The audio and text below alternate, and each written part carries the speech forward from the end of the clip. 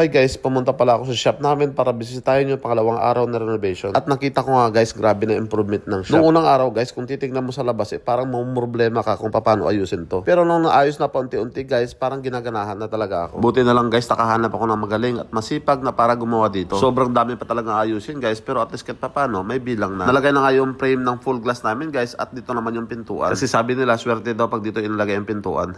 Joke lang. Pumunta nga pala ako sa tabing hardware namin guys, para bumili ng kakailanganin para sa renovation. Buti na lang mabait yung tagabantay sa hardware guys. Nakiusap nga pala ako na kung sakaling may kakailanganin yung tagagawa namin, pakibigyan na lang at babayaran ko na lang. Kasi hindi naman ako na-permit dito guys, kasi may ginagawa din ako sa aking mga buhay-buhay. Sinabi ko lang kay ate na basta't may resibo lang, babayaran ko yan. Kaya shoutout sa ate, napakagaling mo. Ito palang board na to guys, ilalagay namin to sa kisame at lalagyan namin ng insulation. Kung iisipin mo talaga guys, sobrang hirap mag-umpisa sa business na to. Maglalabas ka ng pera, mag-uumpisa ka na walang pangalan at magpapakilala ka pa. Sobrang daming gagawin pa guys. Sa totoo lang, wala pa nga ako sa kalahati nito. Pero ganun talaga, kahit kanino ka magtanong, lahat na nag-uumpisa magnegosyo ay nagsisimula dito. At syempre, naniniwala kami guys na hindi kami papabayaan ni Lord. Kaya ngayon pa lang guys, nagpapasalamat na ako sa inyo lang sobra-sobra sa inyong suporta para sa akin. Abangan ang day 3 ng ating renovation.